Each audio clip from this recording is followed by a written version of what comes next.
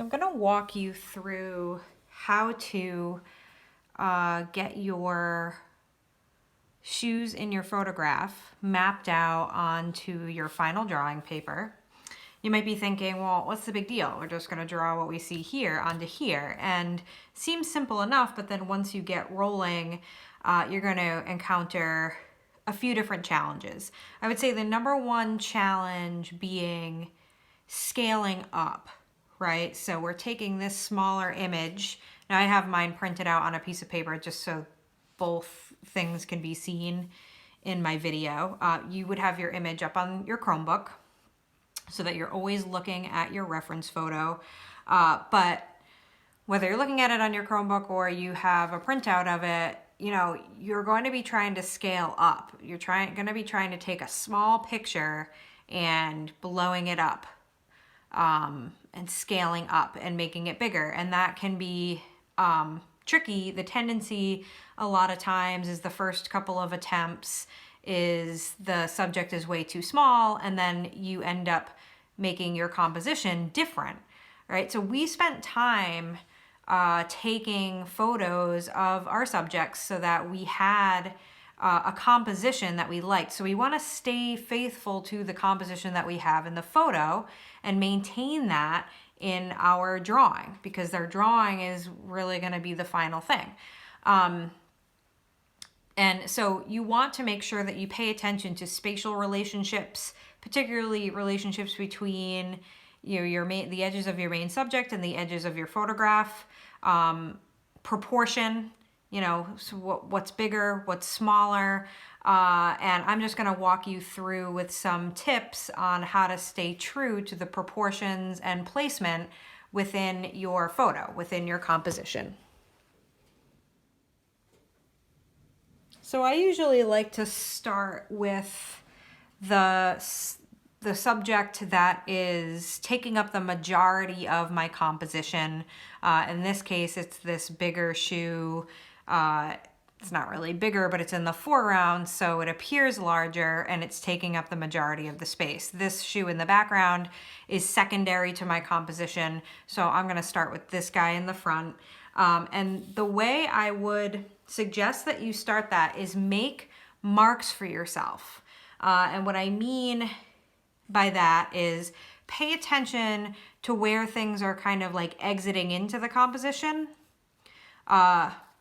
exiting out of the composition. So kind of like paying attention to edges, paying attention to like where things might fall. So say I split this photograph down the middle, where does the edge of this shoe fall? Actually, if I split it down the middle and then split it down again, 1, 2, it would kind of fall at that fourth or like third line over. All right, so if you kind of picture a grid, I've even had students go so far as to lay a grid over their photograph, which is not a bad idea because it just helps break up the picture plane in terms of, either quadrants or even a tighter grid if you want to. That is kind of a helpful tool if you have a very complicated photo and you really want to get it right.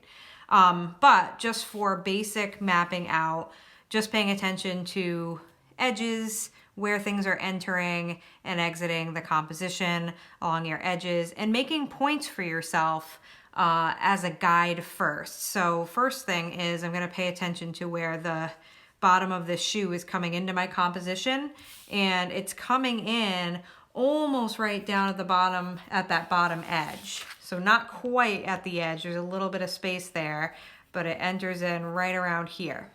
And then I also want to pay attention to where it comes over.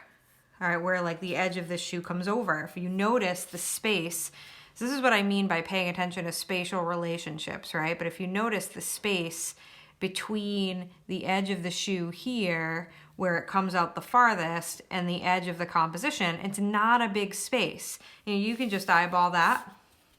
I would say it comes out to about here. So it's like more than halfway over. So one general rule is things are going to occupy more space than you might think at first glance. So just kind of have that in your brain and know that in your brain as you're working. And then I want to just say maybe like this comes in, just eyeballing it, maybe around this point is where this enters the composition here. And then once I have those marks, I'm just sort of playing connect the dots. It's easier said than done because there's some drawing skill that needs to go in there as well. But I have my marks set, so now I know that this shoe is gonna occupy this whole space. That's a lot of space. It's the majority of my composition. But having those markers there will help me remember to work with that entire space as I'm mapping out that very first shoe in the foreground. The next thing I'm going to do is I'm going to very lightly map in the whole entire shoe with a very light line. So I'm not gonna start to like dive into little details like the shoelaces or the texture or the pattern on the top of this shoe or anything like that. I'm just going to use a very light, loose line and map out the basic shape of my shoe.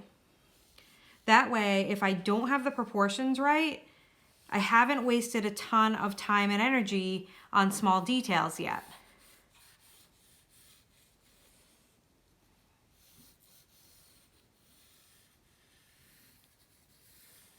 Working very lightly in this stage with a very light, loose line so that I can erase. I will have to erase it at some point. I'm not gonna get it perfect on the very first shot.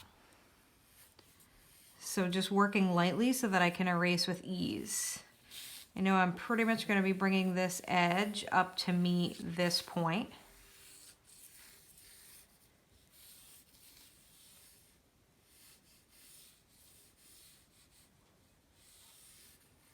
Can work with some inner shapes, but just the biggest shapes first.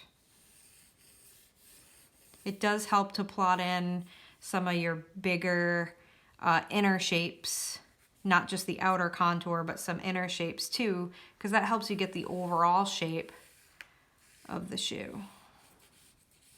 Just lightly kind of pass through with the laces. I won't get too detailed with them yet.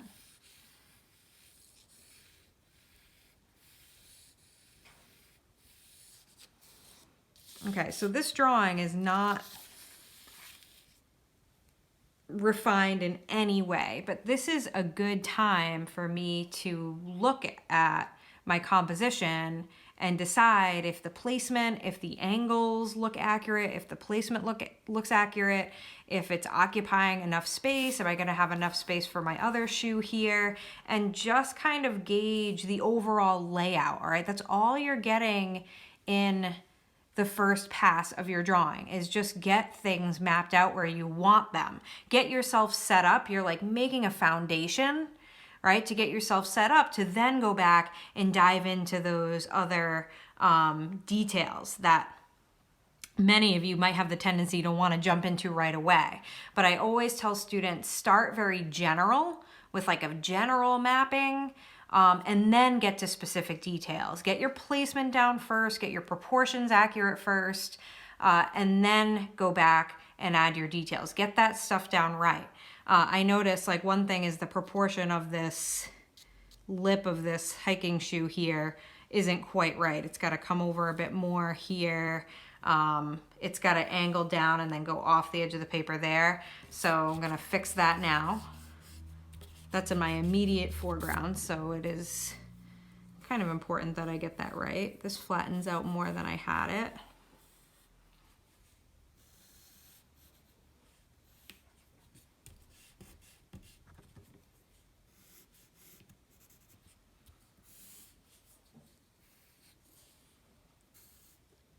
Not even getting into contour line yet, just mapping out lightly with line.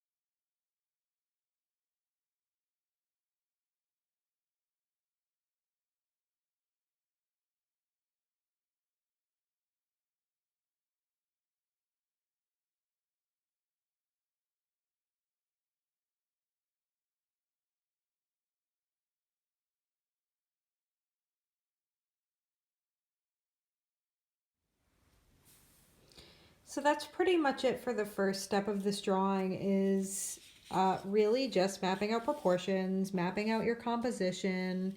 I feel happy with the placement of things, the proportion of things. You can tell that this part of the shoe is coming at you as the viewer because it's bigger here. It narrows out as it goes to the top. That shoe in the background is significantly smaller. I've maintained my negative shapes pretty nicely. The shapes that are left around my subjects stays pretty true to the picture. I am human, so it's not absolutely perfect, but it's very close to and definitely adheres to that original composition that I